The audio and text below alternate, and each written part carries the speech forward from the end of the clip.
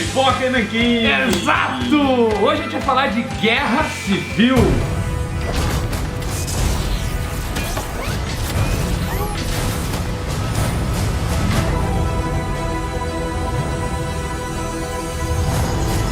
Por que, Danielzinho? Porque É o assunto do momento. é o assunto do momento, pipocou trailer novo aí, tá todo mundo falando de Guerra Civil. Meu Deus, o que será Guerra Civil? Exato. Esse filme do Capitão América vai mostrar um Homem de Ferro batendo nele, por quê? Por causa disso, a gente vai falar agora. Vamos falar agora. Trailer comentado hoje aqui? Não, nunca faremos trailer comentado no Pipoca e Nanquim, apesar de nunca ser Diga muito nunca. tempo. Nunca diga nunca. O Bruno é louquinho pra fazer isso daí. Não sou não, É, cara, sim. não gosto. Isso é baixo, isso é vil. Não faremos. Mas muito bem, vamos falar do quadrinho Guerra Civil. Você quer ver o filme o novo do Capitão América e sabendo tudo sobre HQ? Pipoca e Nanquim está aqui para isso, certo? Sinopse do quadrinho, eu quero ver quem de vocês dois vai falar aí agora. Pode falar, deixa Eu acho que eu não li Guerra Civil. Mentira.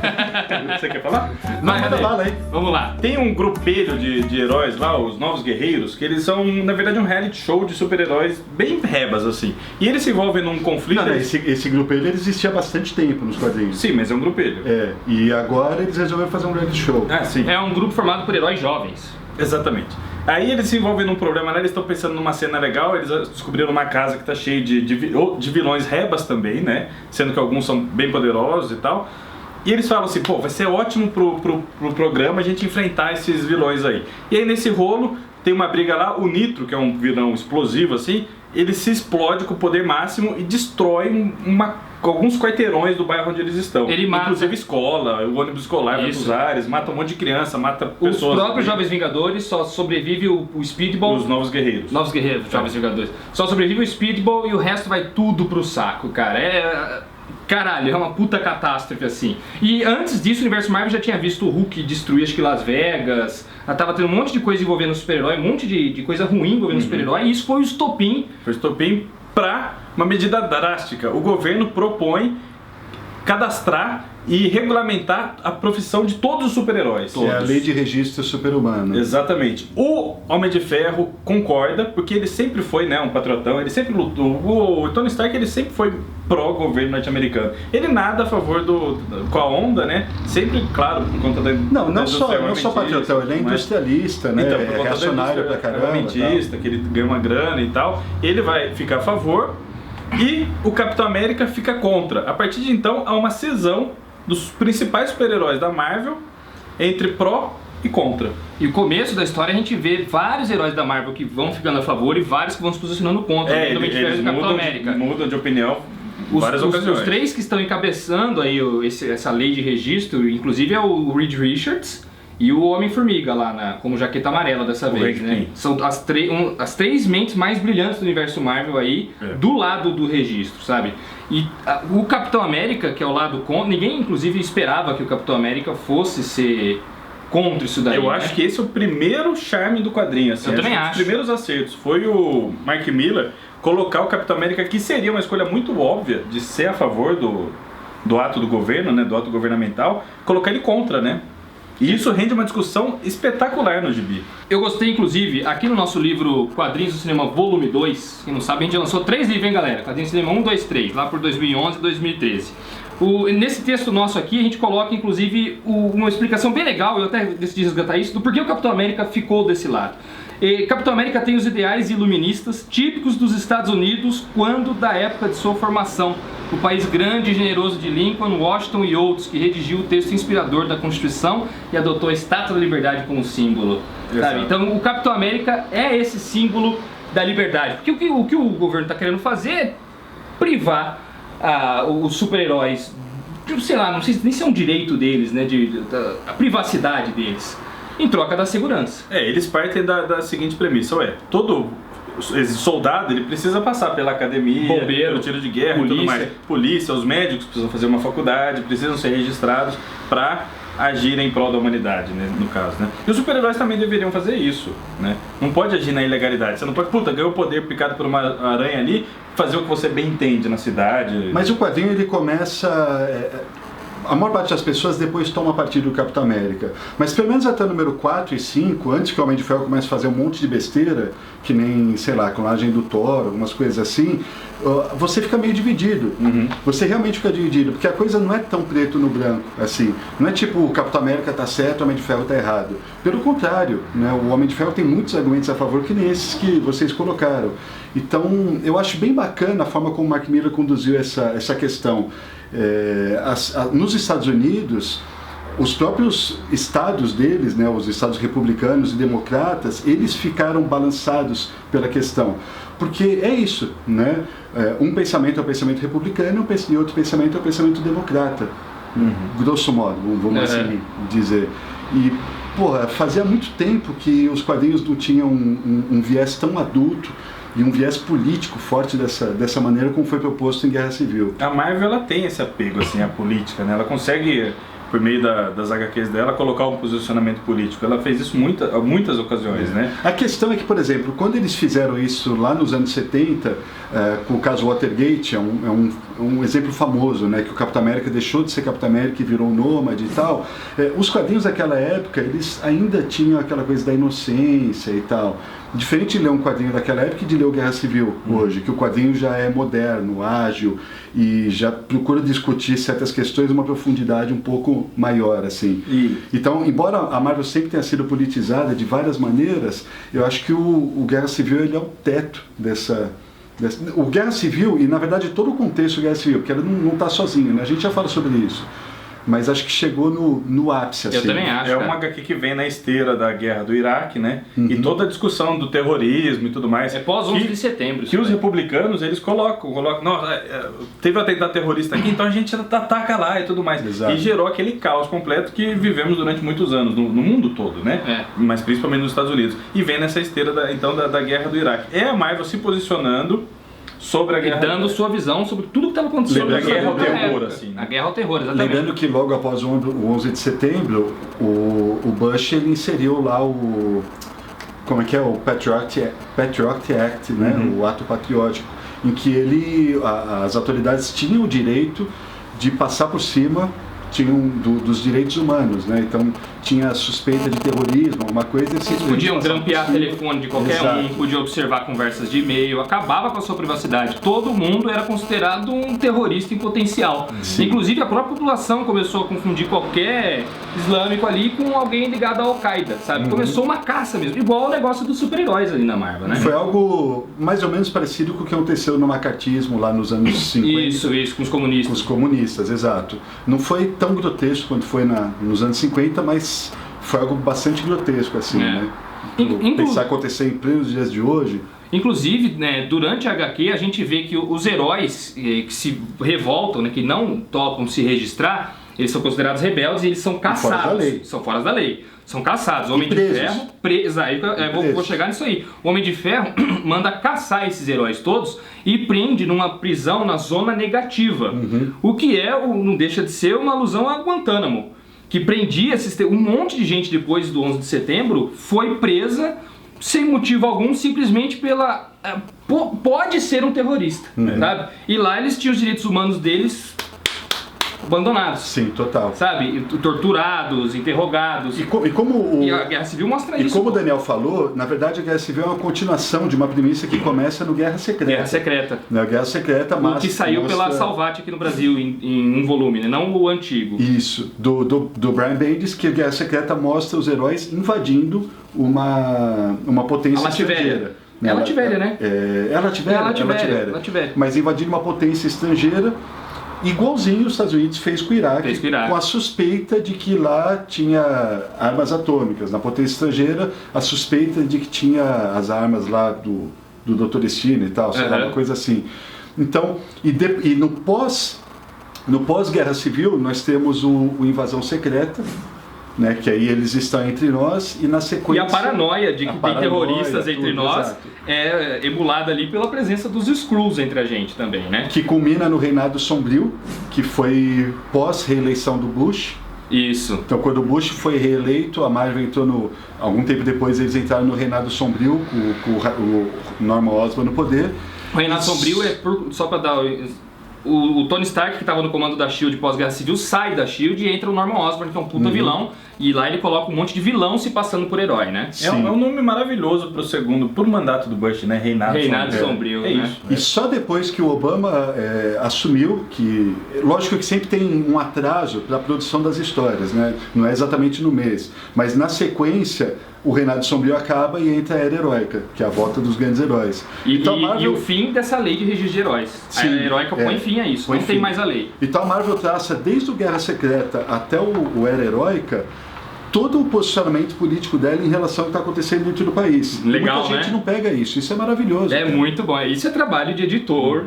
Reunindo roteirista para passar a ideia, é tudo muito bem conduzido, sabe? Essa presença editorial é muito forte em toda essa fase da Marvel, cara. Isso é muito bom. Guerra Civil ele se alastrou por todos os títulos da editora na época. Todos. E políticas à parte, Guerra Civil é uma puta história empolgante e legal pra cacete. Legal, e inclusive o que você falou, o Mark Miller foi sábio nas 4 ou 5 primeiras edições. Até você, o slogan, né, de que lado você está, que é o slogan que vendeu a história, nem você sabe de que lado você está. Ele não vende, ele não faz propaganda pro lado do Capitão, nem pro lado do Homem de Ferro. Ele vai apresentando diversos pontos, sabe? E cabe a você você fica ali balançado, até tomar o lado do Capitão América. Tem uma arte linda do Steve McNiven, né? Tem que pontuar. Embora o Capitão América não morra na Guerra Civil, a morte dele vem como decorrência da Guerra Civil. E a morte daqueles ideais iluministas dos Estados Unidos, tragam-me os seus abrigados e os necessitados, não sei o que lá, é justamente essa representatividade, né? A morte moderna desse ideal. Exato. Esse final que o Alexandre falou, quando o Capitão se entrega e depois acaba morto, acontece durante o ápice da batalha final, que é empolgante pra caramba. A gente até se adiantou um pouco, mas já vamos falar disso. E ele tá socando o Homem de Ferro num quadro, uma página assim que ele soca o Homem de Ferro fala alguma coisa. Ele soca de novo, o Homem de Ferro fala alguma coisa. Aí vem bombeiro, paramédico, pessoas comuns tirando o Capitão de cima. Olha o que vocês estão fazendo. Aí ele aponta, o Capitão América vira assim e vê o panorama do que tá rolando. Destruição pra caramba no centro de Nova York, velho. Aí ele fala, caraca, essa briga que nós estamos fazendo aqui só vai trazer destruição e problema. É aí que ele se finalmente entrega e o lado do Homem de Ferro vence, né? Eu acho esse final muito hábil, assim. O Mike Miller, ele faz... Eu gosto pra caramba do Guerra Civil, mas eu prefiro os 5 primeiros números. O 6 eu acho bem apressado e o 7 eu acho São mais ou 7 menos... no total, né? Eu acho o 7 mais ou menos, só que o final é muito bom. Porque apesar de dar uma conclusão, não fica claro quem ganha, assim, qual dos dois lados ganha, né? Porque na verdade, não há vencedor. Não há vencedor. Né? Tanto que, num dos tie-ins do Guerra Civil, quando logo após a morte do Capitão América, tem se não me engano, é A Morte de um Sonho, naquela minissérie, que tem a história do Homem de Ferro conversando com o corpo do Capitão América morto. E ele fala um monte de coisa e ele conclui dizendo assim, não valeu a pena. Tudo isso que aconteceu, agora a gente tem o registro, agora estão por cima e tal, mas não valeu a pena, o que a gente perdeu. Cara, nossa, é do caralho, então, é muito né? legal, ele consegue fazer um desfecho ali se posicionando e tudo mais, só que ao mesmo tempo ele deixa super dúbio. Quem ganha? Quem foi o vencedor da parada? Porque o Tony Stark, ele sai como líder da S.H.I.E.L.D. O Capitão América passa vergonha nacional, assim, sabe? Passa vergonha nacional, você tem metade da comunidade heróica presa.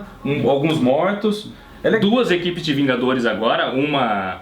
Um monte de herói foragido ainda. Isso, uma secreta, né, rebelde, e a outra que é a do governo, né? Será que tudo isso estará nos cinemas? Mas com certeza não. Não, né? Porque já tem o problema do Homem-Aranha, que é peça fundamental.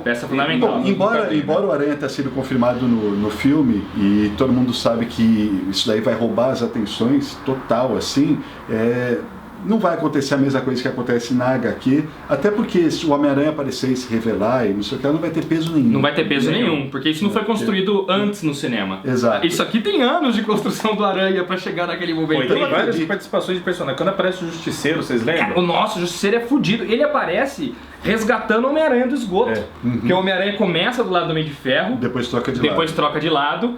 E ele é atacado pela S.H.I.E.L.D. nesse momento, e numa batalha no esgoto ele tá ferido pra caramba, todo em frangalhos. E o Justiceiro chega na porta do Capitão América com a aranha no colo, velho. A discussão que gera quando o Justiceiro chega... É animal, cara. Sério que você vai contratar esse mercenário maluco? Ele é um vilão também, pô. Mas ele tem habilidades militares, ele pode nos ajudar nos nossos planos. O Capitão América fala, a gente precisa Guerra Civil tem várias pequenas traminhas paralelas, por exemplo, a relação da Sue Storm com o Reed Richards. Marido e mulher e cada um assumindo um posicionamento diferente. A Sue começa do lado dele e muda também igual o clone do Thor, que eu já tinha dito, e o que o clone faz. E, puta, isso daí dá uma pirada em um monte de O momento de do gente. clone do Thor, já que você citou os dois, tem um grande momento envolvendo o clone e a Sue. Tem um momento que tem um incêndio lá acontecendo e os rebeldes, os heróis que estão foragidos, vão salvar as pessoas e descobrem que é uma armadilha para pegá-los. E começa uma baita treta lá. Nisso chega o clone do Thor. E o clone do Thor, que ninguém sabe que é um clone naquele momento, né? Eu acho que é o Thor verdadeiro. Voltou o Thor. Voltou o Thor. Tava Tava desaparecido por conta do Ragnarok. E o Thor começa a atacar a galera, os rebeldes. A Sue se liga nessa hora, pô, são meus amigos ali, sentindo dor, morrendo.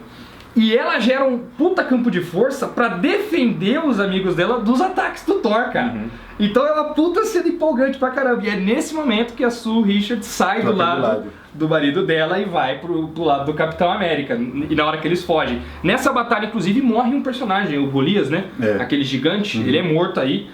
Mas é mais uma baixa, inclusive. A história do Homem-Aranha mesmo é muito legal, porque o Homem-Aranha ele estava envolvido com o Tony Stark já desde antes, e a tia dele estava morando na torre do Tony Stark, sabe? Ele estava recebendo tudo do bom e do melhor. Pela primeira vez na vida ele não estava sendo perseguido pela polícia, pela imprensa. O Tony Stark dá uma puta de uma armadura para ele. Então tá rolando um respaldo, assim, ele tá, entre outras, não sei se esse é o melhor termo, mas ele tá comprado pelo Tony Stark.